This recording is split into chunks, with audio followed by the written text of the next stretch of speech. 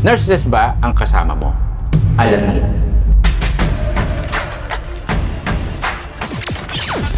This is Modern Tribe.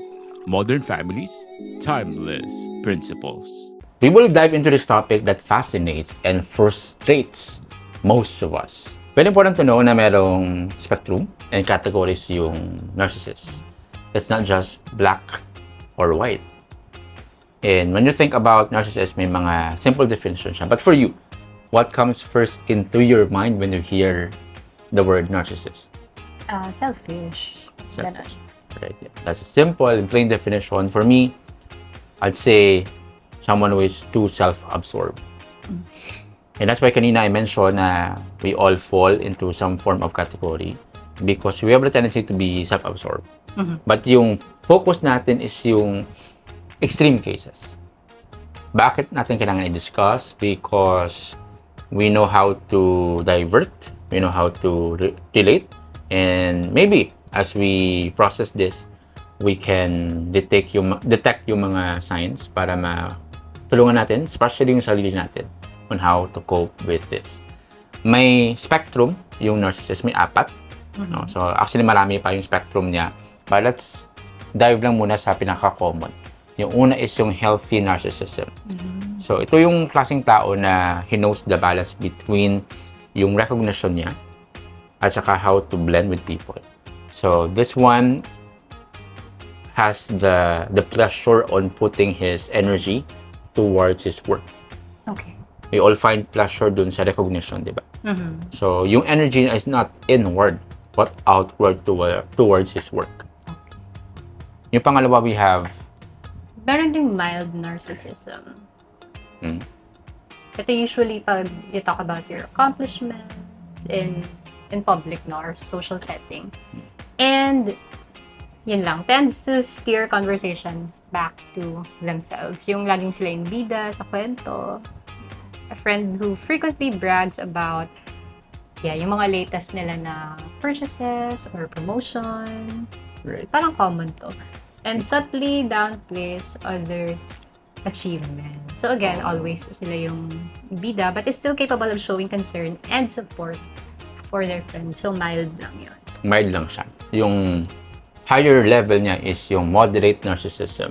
So this one is a person who is highly focused on the appearance and status.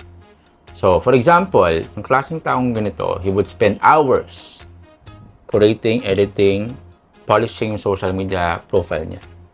And of course, will have an idealized version of his or her life. And usually, they don't take feedback positively. They're not that optimistic. And they are more depressed if hindi nila na-reach yung mga likes at saka admiration they want from people. Okay. Yung other one is the most extreme. Familiar siya. Ito yung severe narcissism. Ito rin yung din-diagnose, no? Kasi narcissistic personality disorder na talaga siya. Yeah. Ito yung sila yung may mga tendency mag-manipulate and mag-exploit ng iba para lang makakuha nila kung ano yung gusto nila. Parang dangerous yung mga ganito, ha? So, for example, a business leader na nangunguha ng credit, yung work or ano ba, yung recognition kinukuha niya. Hindi niya na-recognize yung efforts ng iba or ng team niya. Right. And siguro sila din yung may tendency na maging violent. Right. Yeah. And ano pa ba? Total control. I would add to that. Meron silang unrealistic sense of entitlement. Right.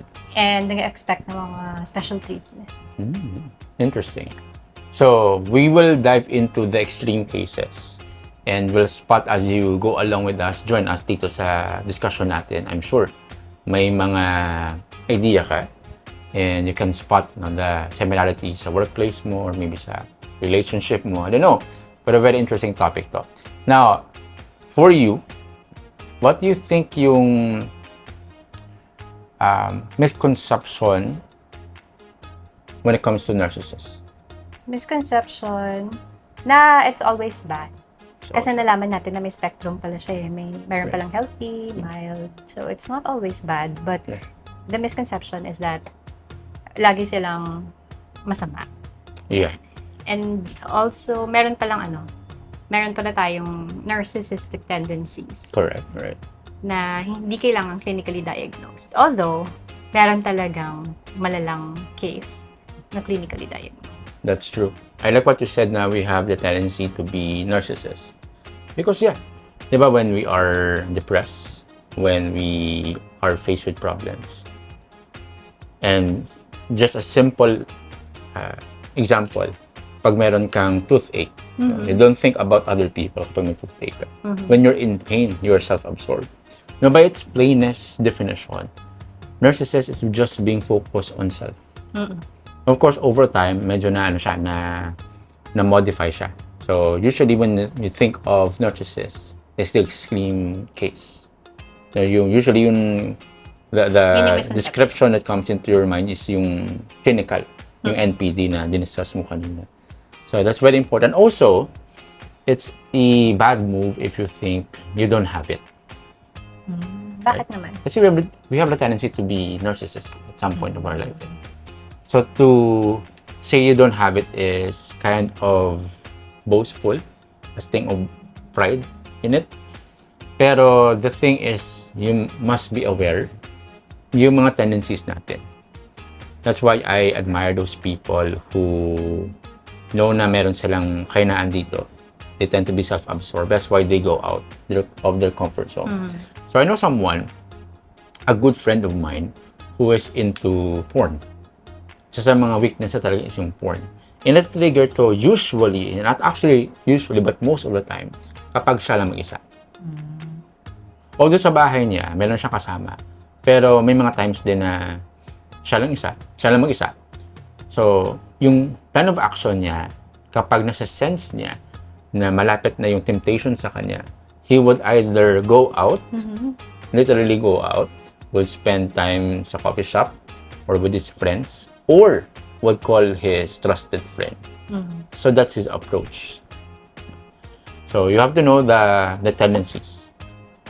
I think one of the weapons of destructive narcissist behavior is when you are too self-absorbed, you don't know how to relate with others na.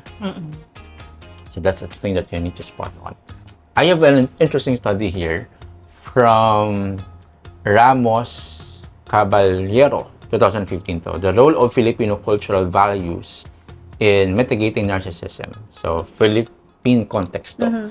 Sabi dito, yung summary ng study, it analyzed how traditional Filipino cultural values such as pakikisama or yung smooth interpersonal relationship at saka utang na loob, tinatawag na debt of gratitude, play a role in mitigating or lessening narcissistic behaviors. It suggested that these cultural values encourage humility and community-mindedness, which can counteract the development of narcissism. Diba, when you say utang na loob at saka pakikisama, it's not good by its own. Parang hindi siya totally 100% masama. Kasi according to this study, it has its own benefits din. So, what do you think? So, bakit nakaka-lessen yung utang na loob at saka pakikisama when it comes to, narcissistic traits? Yeah, although hindi ako sold out sa utang na loob because for me, it's a toxic Filipino trait. Yung sa pakikisama na lang. So, it involves other people. Yeah. Siyempre, you also have to consider them. Right. Kung ano yung mga gusto nila. Although, well, some say na it's not being true to yourself. Yeah. But yun nga yung essence ng pakikisama. Sometimes, you have to compromise. You have to give way for others. Especially if mas maraming may gusto ng something na hindi mo gusto. Right. So, yun yung pakikisama. Which I personally think not totally masama. So again, it involves other people. You have to divert the focus from yourself. Right. And deal with the fact na hindi mo laging nakukuha yung gusto mo. Right. Yeah, that's why it minimizes siguro the tendencies. Yes. Ikaw, Right. utang na loob. I like what you said dun sa diversion of attention. Kasi the cure sa narcissistic traits is you focus your energy not inward but outside. If narcissist ka, you tend to be self-absorbed.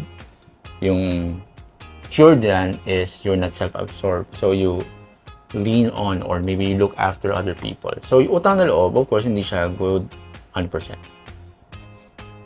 Pero yung focus is yung other people. For example, dun sa, let's say yung nanay mo, utang na loob ka kasi tapos ka ng school.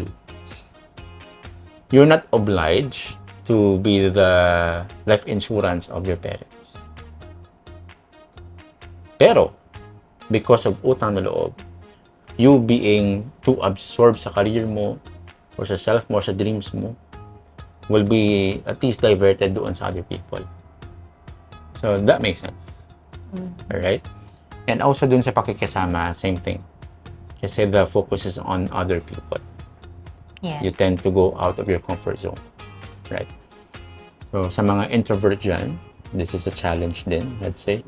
No? Grabe naman. Meron namang, introvert na, Magaling makisama. oo. Right. Yeah. Oh, yeah. Well, as for the confidence naman, no?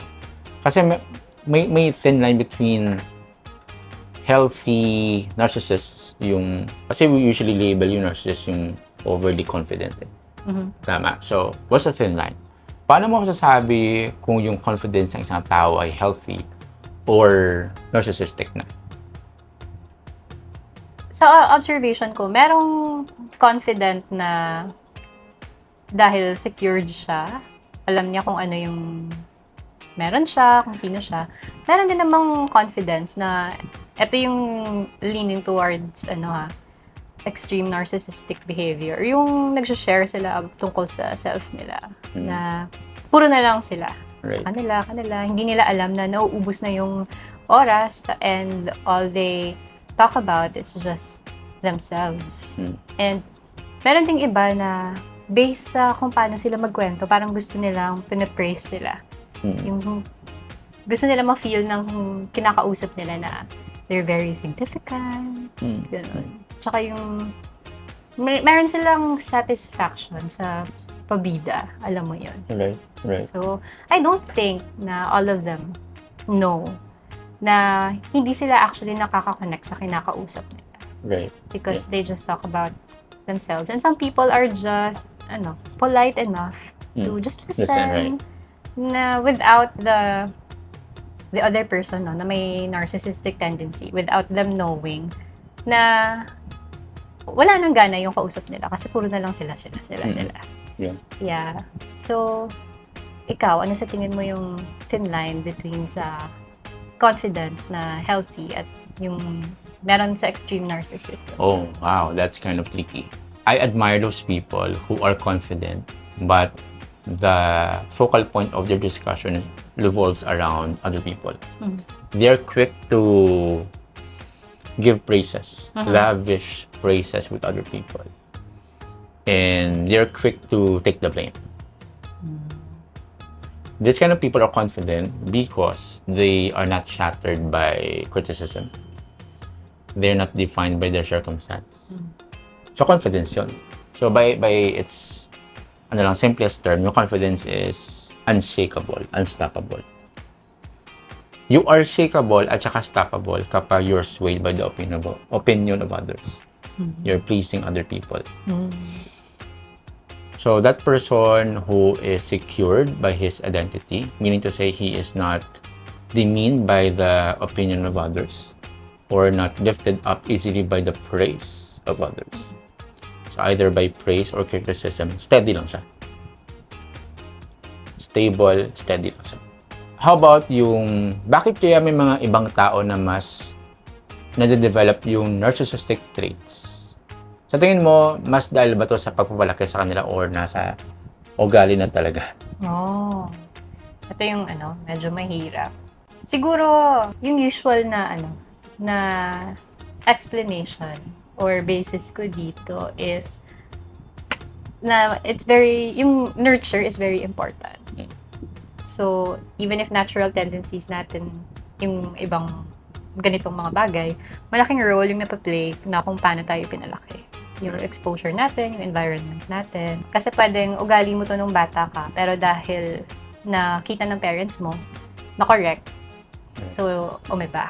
Ikaw, nakasalalay ba to sa sa pagpapalaki or ugali na talaga?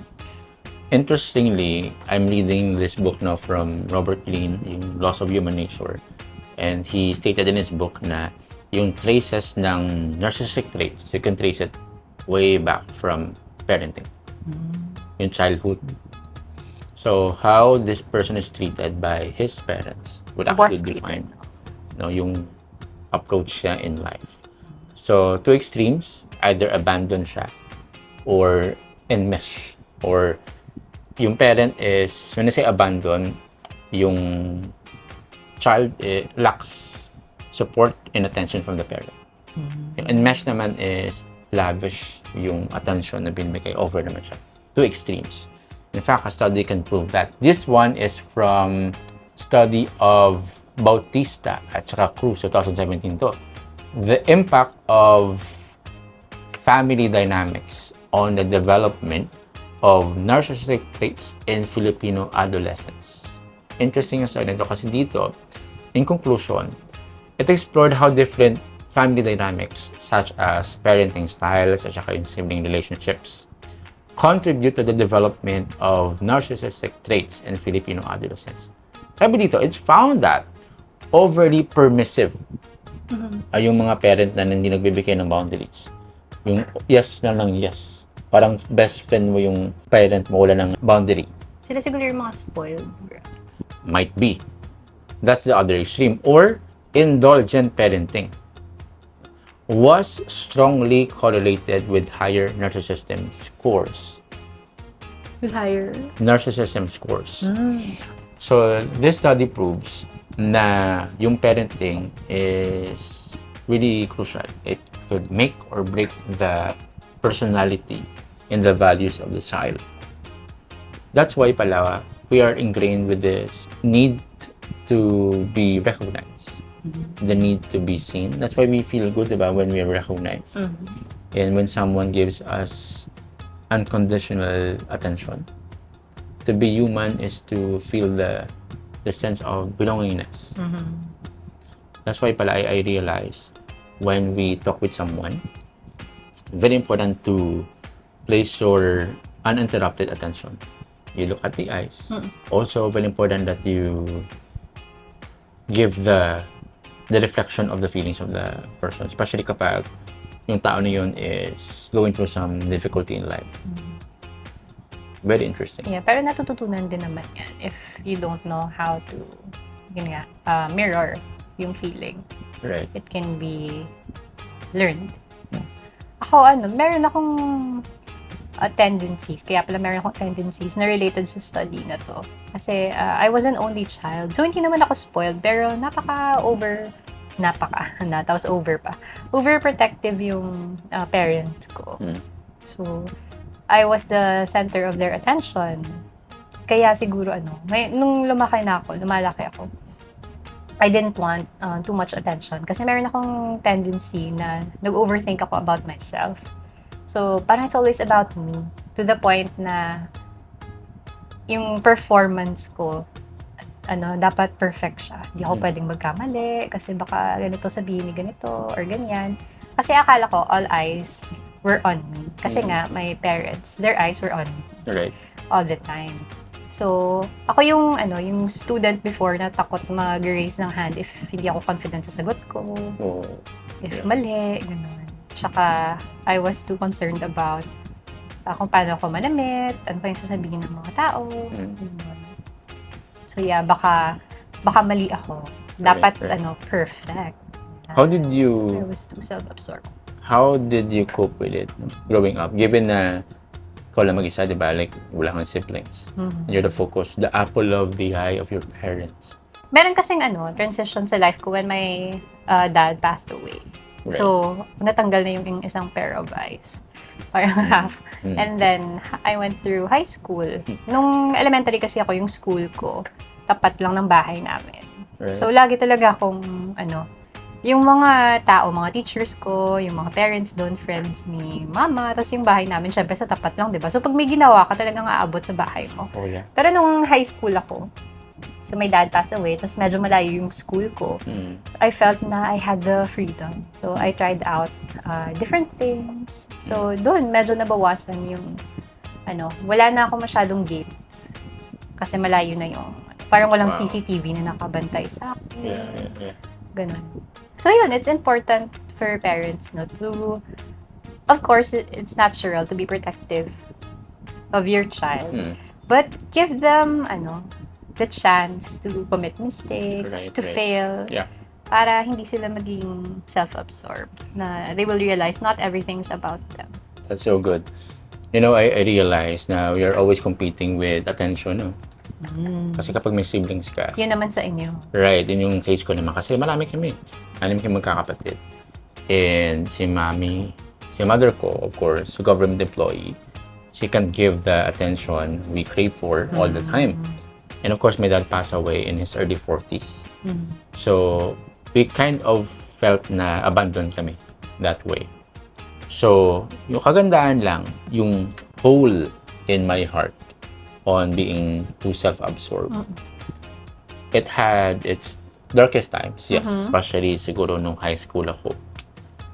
But nung first year college, when I was introduced to the concept of having a relationship with Jesus, yung need na yon was, in a way, healed. Of course, we have tendencies. We can be swayed by this and that. Pero yung feeling na accepted ka and loved unconditionally were met by Jesus and Him alone. So that's freedom for me.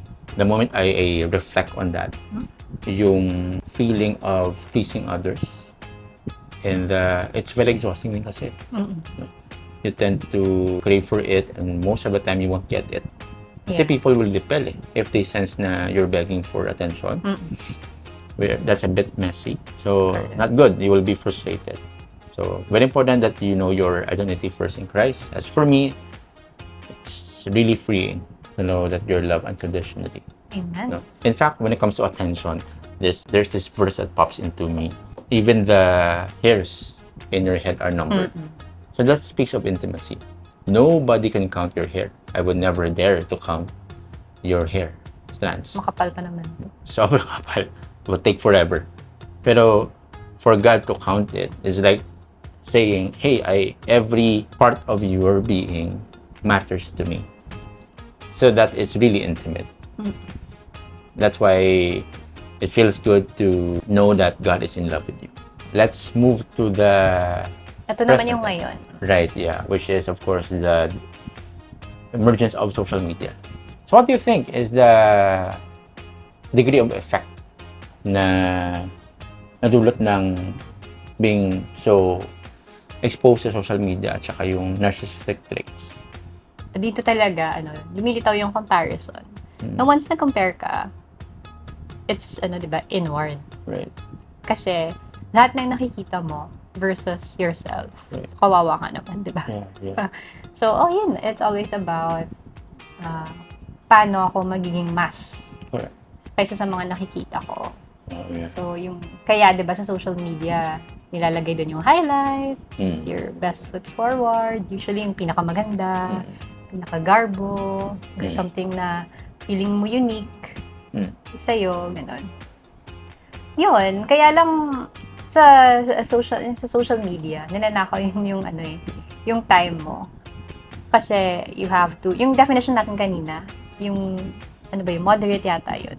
Right. Na narcissism. Yun yung too perfect, di ba, dapat yung nila, yung social media nila.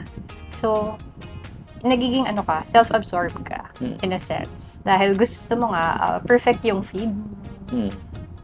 Ay, hindi mo i-upload to kasi hindi siya aesthetic. Okay. Tsaka, no offense, pero marami na ngayon, may feature na ngayon na i-hide mo yung number of likes sa post mo. And I think because we all have that tendency na, nanahiya ako na konti lang yung likes ko. So, habang yung iba, maabot sila ng 1,000, 1 million. That's, ano yan a sting of insecurity. Right. And that's because we are self-absorbed. Yeah. So, yung kailangan yung ipopost natin, likeable, ganun. And yung trending nga ngayon is for the cloud. For the cloud, Diba? right? For the gram. We post for the cloud. Right, yeah. Dun sa part na hinahide yung likes, I know someone naman na he would hide the likes para hindi siya defined. Kasi if he looks at the likes, parang may tendency siya to be defined by it. So, better for him to hide it para hindi siya masway. I see. Meron namang Up and down, iba right? na they don't really care. Correct, you're right. Yeah. Kahit ano dyan. Ano yung number of likes.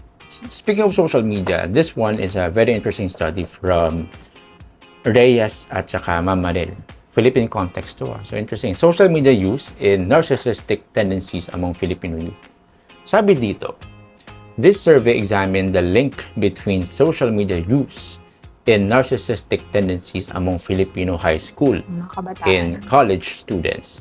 It found that increased use of social media platforms like Facebook and Instagram was associated with higher levels of narcissism, particularly among males. Very interesting. Talaga, among males. Yeah, I don't know the way how they measured this one, but the thing, let's just agree that this one impacts the Filipino youth, regardless of your gender and age. Kasi what we see in social media is actually the tip of the iceberg. We don't usually post the raw things about our life. Uso na nga yung filter eh. It's a normal thing. We don't post the unfiltered, the messy part of our lives. We tend to edit and portray a sophisticated part of our life. Yeah, yung parang perfect. Too good Right. to be true. Too good to be true. And it breeds insecurity with others. Very ironic nga kasi yung new oil ngayon is attention. Yung way of earning money now is not from gold or from oil or from silver alone. Yung mga tangible assets.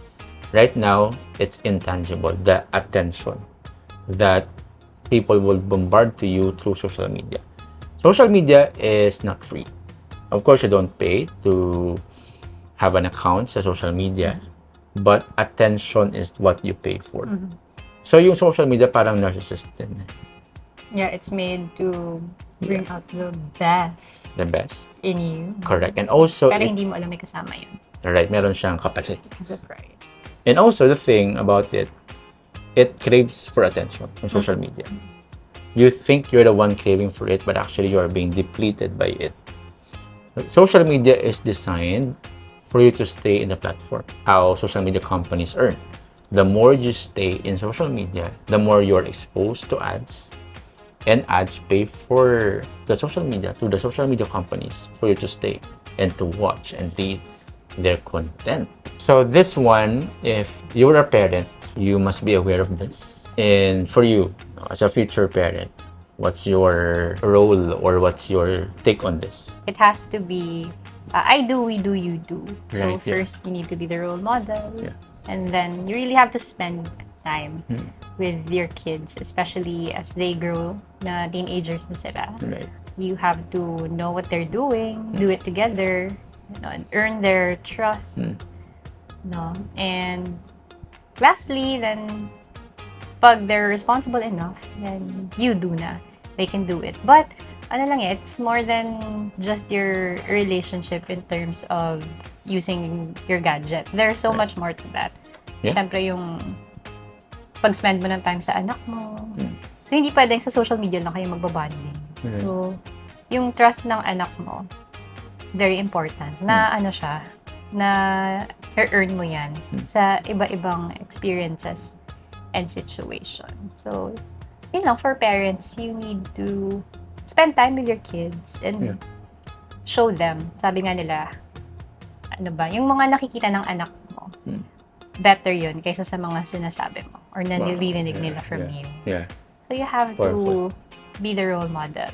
Again, it's a big work for parents to, maliit lang na bagay yun yung being able to teach your kids to be responsible sa social media. There's so much more Right. dyan.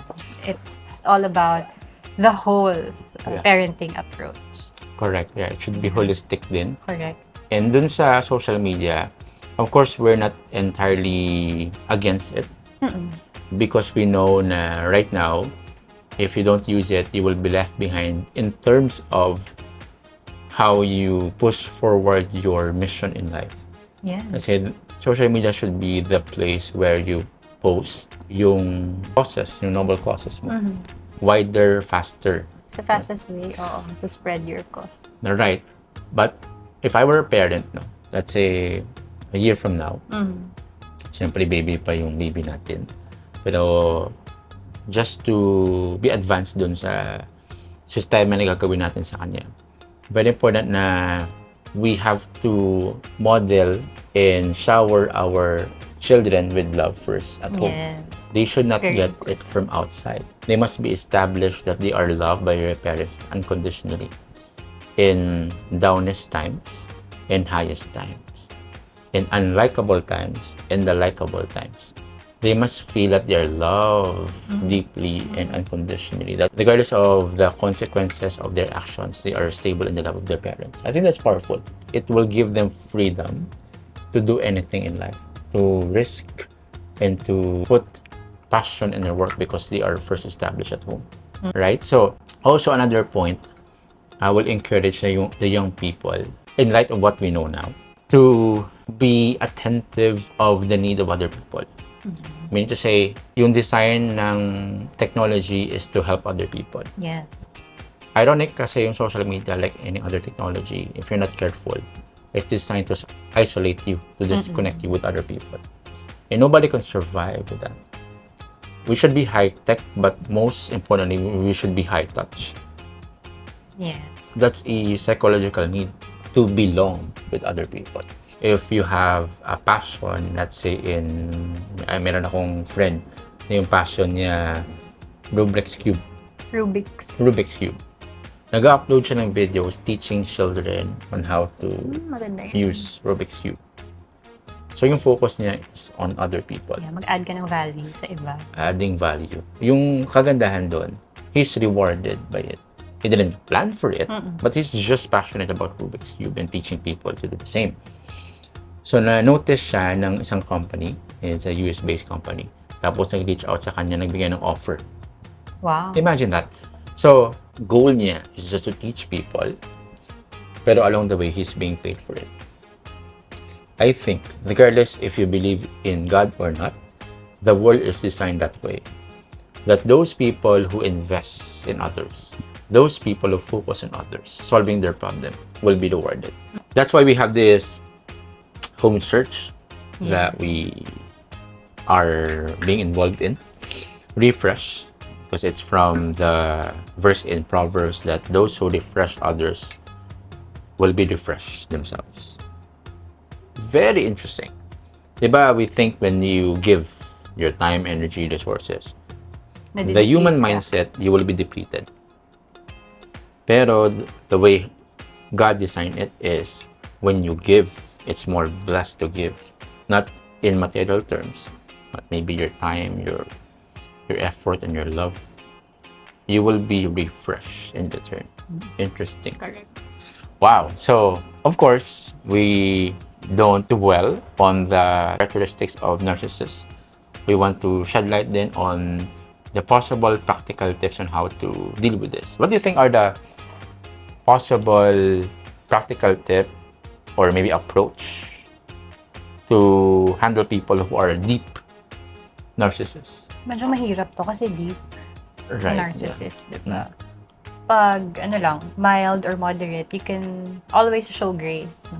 Right. Although it's easier said than done to be a friend, Kasi they also need people who will listen to them. Yeah. But I think, listen na who they will trust.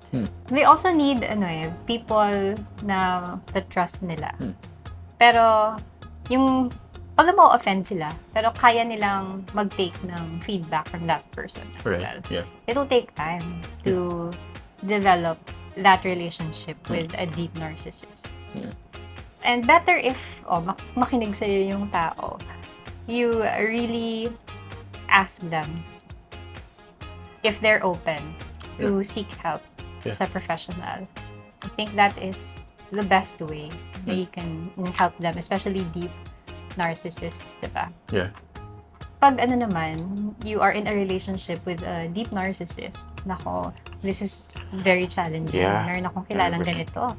Apektado ka, actually. Hindi pwedeng ikaw lang yung mag-influence sa deep narcissist. And to think na kaya mo siyang baguhin, that's impossible. So, if hahayaan natin yung mga deep narcissist na maging ganun, maging self-absorbed, na walang empathy, it will really break the relationship, no? Right. And even yourself, Yeah. diba? Kasi hindi natin kayang sakyan yun. They really need professional help Right. if it's deep. Yeah. Because they have to go back to their childhood wounds. Kasi yung studies nga, diba? There must be an experience na nag-trigger Right. ang kanilang pagiging deep narcissist. Right. And Yeah. you can pray for them that they will really find Christ para they will be secured, Yeah. confident in His love. But then again, it's a very long process. Correct. Right. Yeah. Hindi siya mabilisan. Ikaw, may kilala ka bang ganyan? Well, you mentioned the word empathy. I think that's a good approach when it comes to dealing with people who are narcissists. The reason why they are narcissists or deep narcissists, NPD man yan, mild or moderate, because there's a wound that is left unnoticed. When you are in a deep narcissist, you know you will be self-destroyed if you don't deal with the root. That's why empathy is one way for you to understand and put yourself in their shoes. You know, when you listen to someone who is wounded, you don't imagine that they're wounded. You are the wounded one. You must reflect on the feelings. You must put yourself in the same shoes.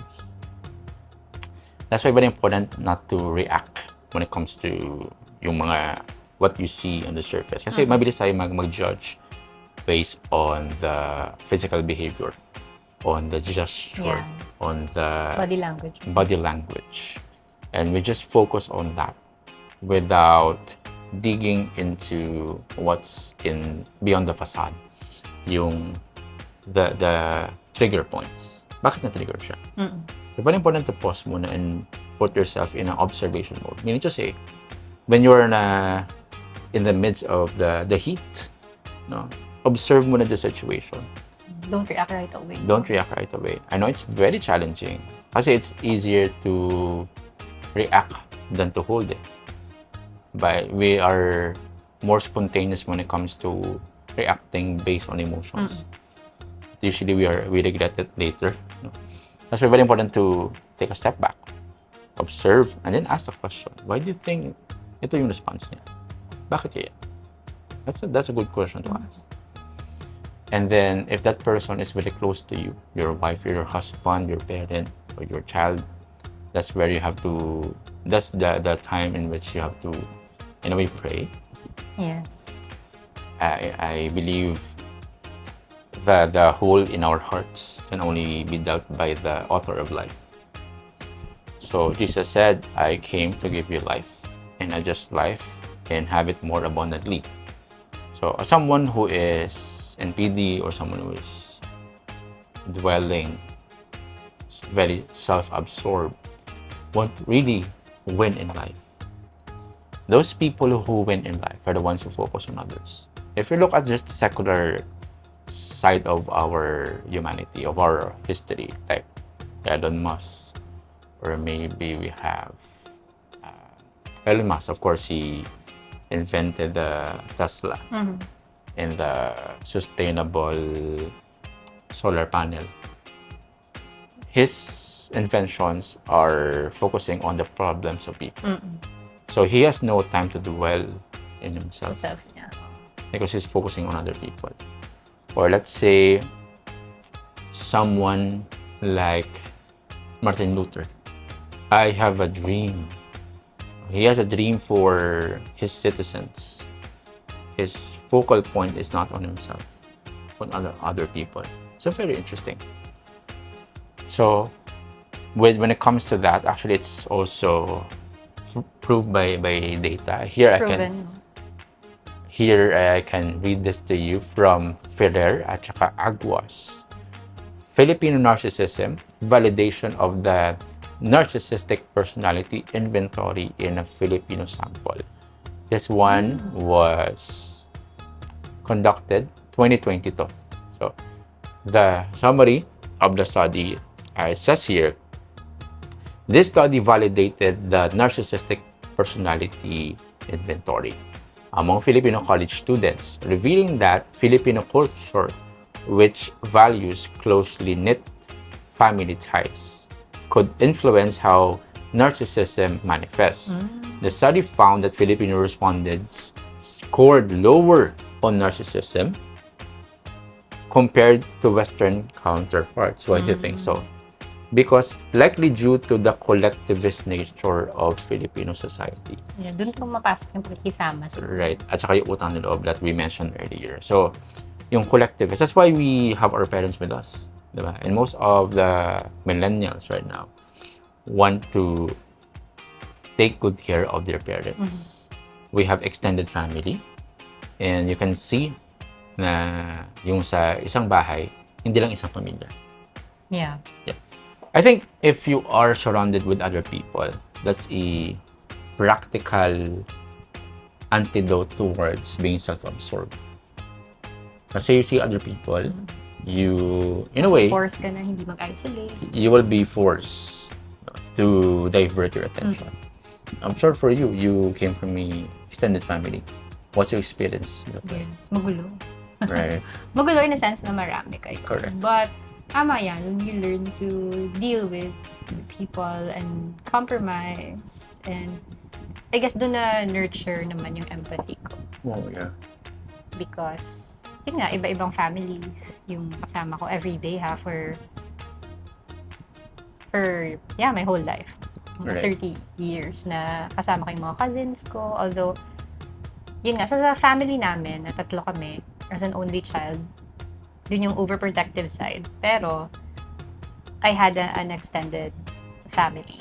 Na marami talaga kaming families sa isang bahay, siguro mga 5. And yun nga, you really learn to make pakisama.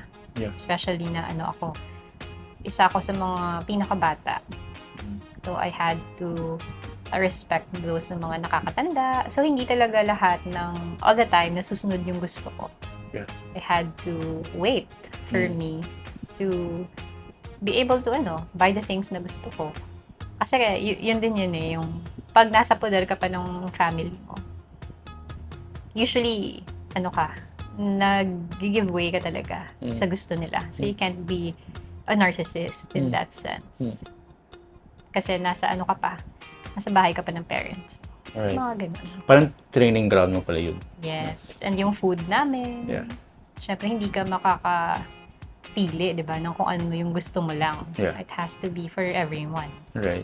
So, although only child ka, extended family kayo, in which, parang it help you Yun yung environment. yeah. Parang na-balance in a way. Right. Right. Interesting. And also, interesting that you mentioned when you're exposed to that kind of environment, you will look after other people, right?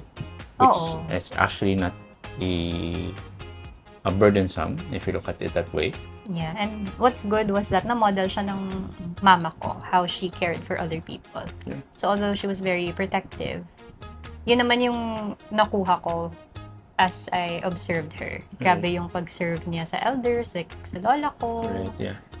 Ganon. So if you have people like that, yun yung growing up, yun yung naging environment mo. That's how you were nurtured.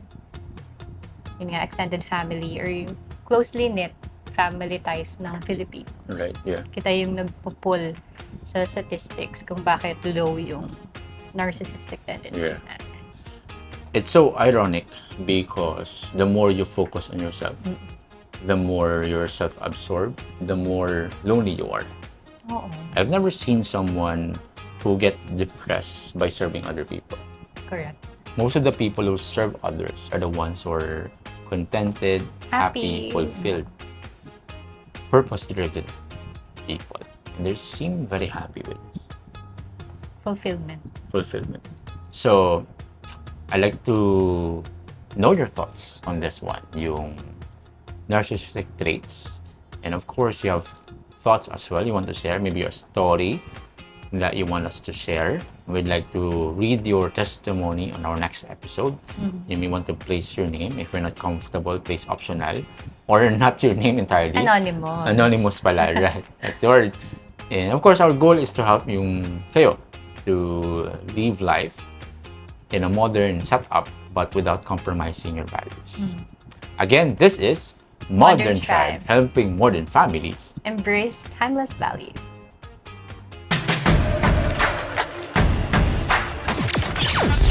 This is Modern Tribe. Modern families, timeless principles.